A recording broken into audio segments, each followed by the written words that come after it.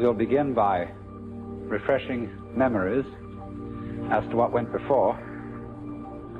In discussing the theme of the Joker, I have been talking about a point of view, the Joker's point of view, from which not only our social institutions, but also all the formations of the natural world are seen as games. Be careful of the word game. It doesn't mean as trivialities, because when we say it's just a game, this often means it is just trivial. There can be important games, as when we play the piano or musical instruments. We are not necessarily doing something frivolous, but we are playing. And there is something in the nature of all play that is not serious, but at the same time may be sincere. And I tried to give you the picture of the multiplicity of natural forms on the one hand, and of human social institutions, and all the things that we do and consider important and busy ourselves with as human beings. I tried to give you the point of view from which these can be seen as games, as things being done, as it were, simply for themselves, and not for some ulterior motive. And therefore, these games are in a way best played when they are played as games. Although it's really all right for people to take them seriously, except that they are a little bit deprived. They're missing something. And so when the Joker sees a person taking his life seriously and regarding himself as extremely important, there is something a little bit funny about it, and he is inclined to get the giggles. And it's all he knows, that the very intensity of seriousness with which the individuals concerned are taking these games will be a kind of foil for the subsequent bursting into laughter when he sees that it wasn't serious after all. You see that? You might say there are these classes of people. There are the very far out people and the very far in people. Now, ordinarily we say someone's very far out when they are oddballs, when they are exceedingly unconventional. But I want you to turn the picture round and look as a conventional person, look at a square as a person who's very far out. That is to say, he is so involved in the seriousness of the game he is playing that he is lost. He doesn't know where he started from, and he thinks he's there. But he's completely lost, because he is actually under the cover of his assurance, of his status, of his position in society. He's really a very anxious person. I said a lot yesterday about the way in which our society shows anxiety because it cannot permit the existence of people who don't belong. And it cannot really permit the criticism of laughter. It cannot permit the presence of the old-fashioned court jester, because these people are so far out. They're so involved, and one from a certain standpoint, you see, from the Joker's standpoint, he doesn't condemn such people. He rather congratulates them on their heroism for getting so lost and involved. But to keep the far out people from going quite insane, there have to be far in people. And the far in people are those who keep contact with the original goings on behind the scenes. They are like the prompter in the theater, where there are the actors out on the stage relying on their memories, etc., and they're supposed to get completely involved in the play. But there's a concealed prompter with the script in front of him. And he is the connection of the actor on the stage with the green room behind the stage. And you see in this dramatic analogy of the universe, the green room is the central point, the still point of the turning world. The green room is how God is when he's back home, not involved in all these games, and takes off the mask. See, on the Hindu theory that everybody is a mask of God. Like a wonderful line in one of Chesterton's poems. And now a great thing in the street seems any human nod, where move in strange democracy the million masks of God. The million masks of the Joker, because the Joker is the player, the trick player, who plays ultimately the great trick on himself. So really, there can be no resentment about this. Nobody to blame, nobody to turn around to in the end and say, you bastard, you did this to me. Because it's always you who are ultimately responsible. So, this prompter, you see, keeps the actor on the stage in touch with the green room. And so there are certain people in the world who might be a kind of a priesthood sometimes, although priesthoods are apt to become corrupt and square. But a kind of people in the know.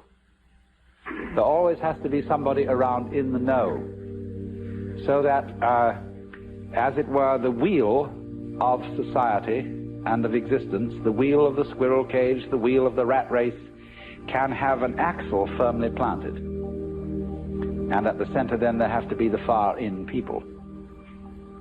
So this is the domain of jokers. Now, having developed that side of the joker, the person who sees through the social institutions as games, I went on in the second session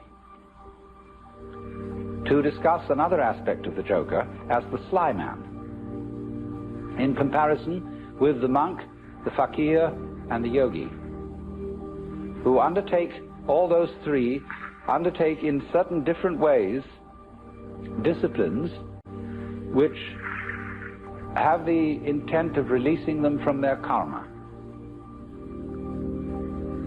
The individual, in other words, challenges his involvement, his attachments, his limitations, his finitude, and endeavors to overcome it. But in each of these three cases, the individual involved stirs up an immense opposition, because he serves notice upon the devil, or shall we say upon his karmic creditors, that he is about to leave town. And so all the creditors come rushing to the door. All his past sins catch up with him. And the devil lays his temptations in the way all the more thoroughly. So that the sly man is the one who, when he is going to leave town, does so instantaneously without any prior announcement. And so in this way there is, shall we say, a cunning manner of becoming a Buddha, and that is to become one instantly, without any preparation or warning whatsoever. This is why Zen is called the sudden school, and why Satori is a sudden awakening, because it has to be done without the slightest warning. Now, but then I pointed out that the moment you have any idea about doing this, you've already ceased to be sudden. That is to say, the moment you seek for some spiritual attainment, which is becoming a Buddha, becoming awakened, becoming released, getting in there, you've already served notice upon your creditors. So that somehow or other you find that you have to do it without intending to do it. And that is a double bind. which you impose upon yourself when you say, I must find a way of doing this spontaneously. That's the old basic double bind. You must be spontaneous. You are commanded, or you command yourself to do something which is acceptable only if it happens spontaneously. Then you think about that and say, well, what a fix that is. Here am I saying, I must be surprised, and I'm going to lay plans to surprise myself. So by going through this, you discover naturally that can't be done. You can't surprise yourself on purpose. Yet that's what you have to do. So what about it? You come to a state of total paralysis. You're stuck.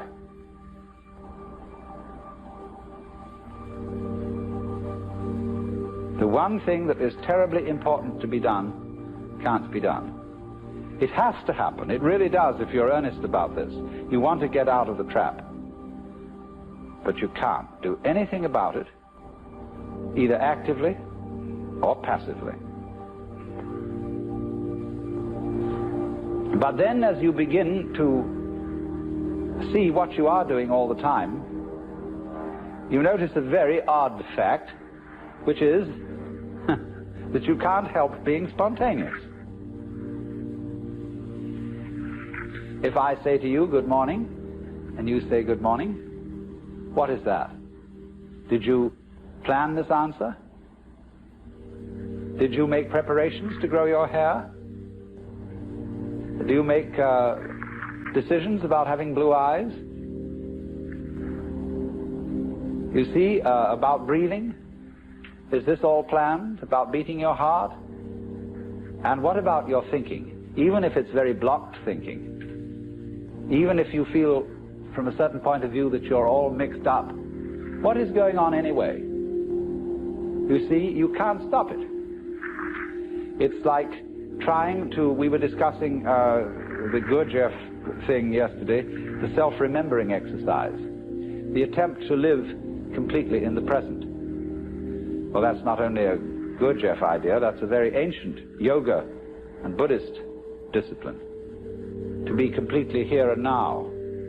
But of course, as you pursue this, you discover you can't do it, because you couldn't even know when to go shopping unless you made plans and started thinking about the future. You couldn't move. But then you discover, you see, that in the long run there's nothing to think about except the here and now. There really isn't anything else. Because even when you make plans for the future and you remember the past, you're doing it all in the present. Your memory is a present activity. There's no way of not being self-remembering and having presence of mind. So when you discover that, there's nothing left to you but to have a good laugh.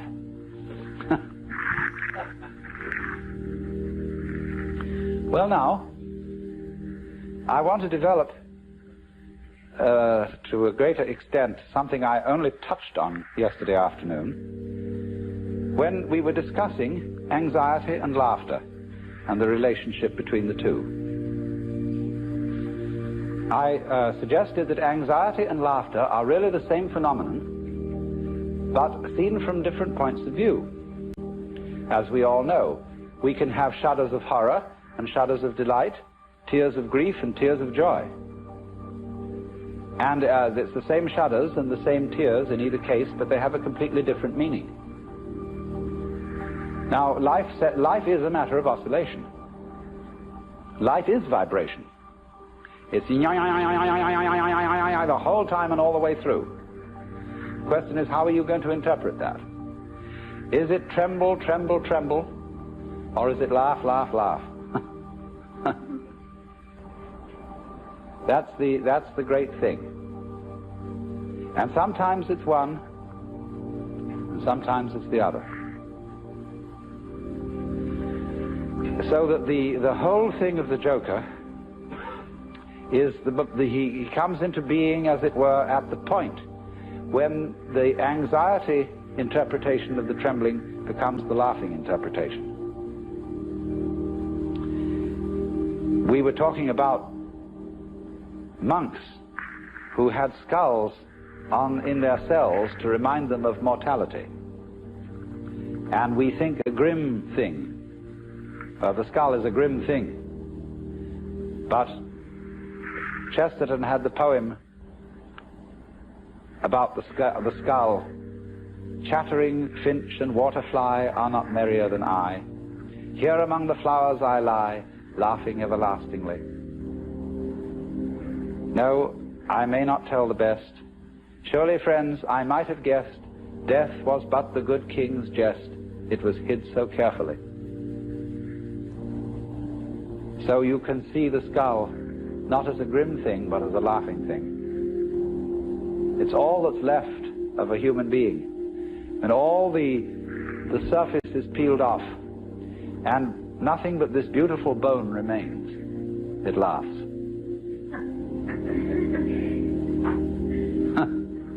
Now why? What is it about death being a jest?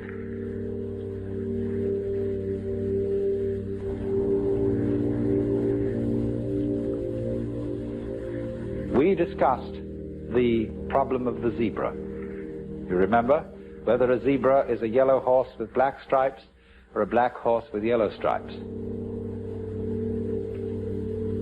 And of course, you can see it either way. And you can argue till all is blue about which side is right. And let's suppose that a black horse is a horse of ill omen, even though striped with yellow. And a yellow horse, a horse of joy and good omen, even though striped with black. This is our eternal problem. We are in the state of egocentric consciousness, firmly convinced that death is a threat. We are so convinced of this, even though individuals may say, well, I'm not really afraid of death. What I'm afraid of is dying in an unpleasant way. Nevertheless, since almost all moralists and people concerned with ethics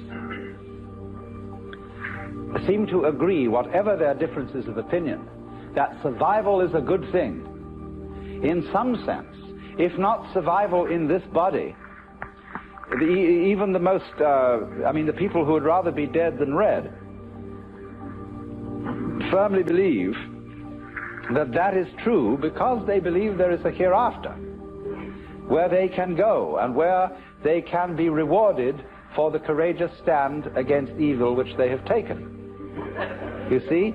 So that's still some kind of insistence on the value of survival. And we all cling to this idea of survival with tremendous passion. But we have been fooled, because survival is an important ideal only so long as you have bothering you the bugbear of death, that the world might stop altogether, and that your death, so far as you are concerned, is curtains forever. And that is really the bogey. You see, that's all very well to rationalize and say, no, it's not death I'm afraid of, it's the pains of death. But if you think about it deeply, there are several stages in thinking about it deeply. The first stage is the real horrors of endless night, of the futility, of the whole conception that one's own life, or indeed the whole life of the cosmos, might be nothing but a flash, and beyond that, nothing. Nothing, nothing, in all directions. When, for example, we think of the physicist's idea that the universe is running down, that all energy is seeking a stable state. Supposing, for example, to give an illustration of what they mean, I have a jar of black pepper and a jar of salt. And I pour them together into another jar, and I can see the white salt and the black pepper fairly well delineated. Then I start shaking the jar, and slowly, slowly, slowly the black and the white disappear into a gray. That can never be sorted out again into black and white. In this sort of way, as things go on, the universe, they say, it tends to attain a stable state, to run down, run down, run down, until that's the end. And nobody knows how it could possibly start all over again. But I always say, and I feel it in a sort of funny, intuitive way, that what happened once can happen again. If this world started at some time, supposing there was a colossal explosion which set all these galaxies flying out, then what existed before that explosion must surely have been something like the stable state to which we shall run down in the end. And if it went bang once, there's absolutely no reason why it shouldn't go bang again. I suppose there are temperaments in logic. I have a temperament whereby I just cannot, it seems to me absolutely basic that what happened once can happen again. But there are other people who so cherish the unique that they can conceive the idea of something like existence happening only once. But you see, something that happens only once doesn't happen at all. What happens if a given sound consists of only one vibration? What is the up crest of a wave apart from the down crest? Can you conceive that? That's the same koan as what is the sound of one hand.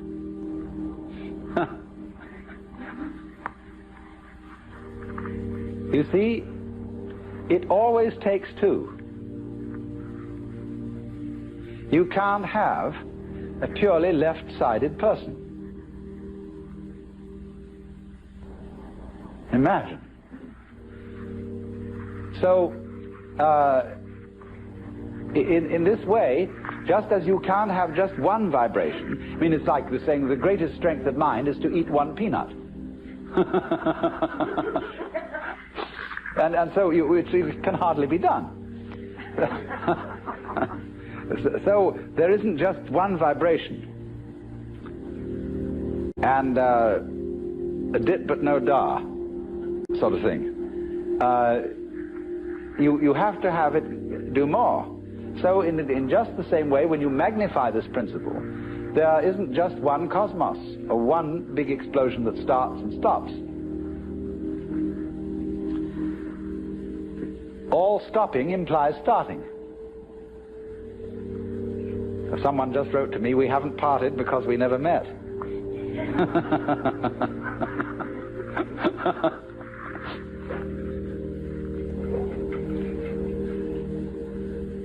So, the whole point of saying this is the realization that existence is eternal. The going out of existence implies the coming in. And St. Thomas had some points here when he said, there could never have been a time when there was not being, because if there had been a time when there was nothing in nothing to produce something. But he didn't quite have the point, because what he didn't see was that nothing is productive in the sense that you can't have nothing without something. They go together. And all this thing is an argument, again, about whether the zebra is yellow striped black or black striped yellow. And what we see is that the black and the yellow, the darkness and the light, are simply two phases of the same. And that realization is exactly what transforms anxiety into laughter. Suddenly to see that you just, after all this anxiety, that you don't have anything to worry about.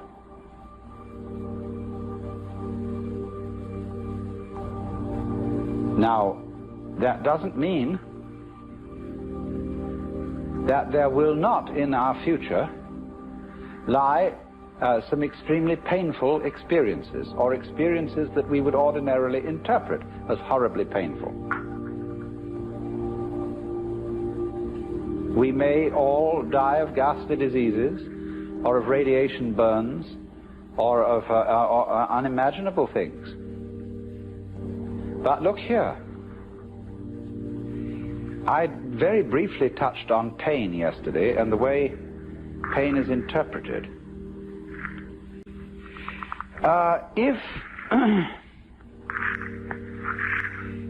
If you interpret pain as something that is destroying you and is going in the direction of total death, then it's very serious indeed. And it's perfectly terrifying. But I've been investigating experiences of people who have undergone torture. I don't know if anybody in this room has. It's always possible. But, and then if so, you can correct me. But the worst part of torture is the beginning. When, of course, you're full of all your illusions and all your fears about black and white and the terror that black may win. But it's said that as torture proceeds, it slowly changes the state of mind of the victim to a kind of drunken, masochistic giving in to the torture, so that it becomes something that he cooperates with. And that if the torturer notices this, he knows he's through and has to kill him. So, in other words, there is a point at which pain becomes an experience without having a negative interpretation put upon it. Becomes, in other words, converted into ecstasy.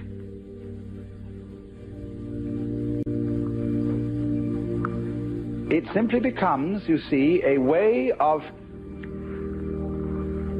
going through extraordinarily far out sensations which have no meaning.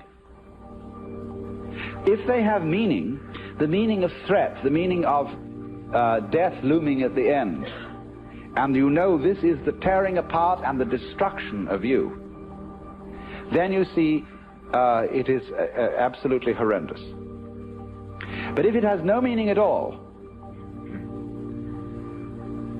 just transpose yourself into another dimension to illustrate it, because what the dimension I'm talking about is a very tough one. But let's go back to a simpler one. Let's take sounds. Now, if you lie down and listen to all the goings-on in this area, and you'll hear planes moving and cars and foghorns and all kinds of crazy sounds, you see, people this way and that, so on. And you can listen to that and find it very interesting, very beautiful.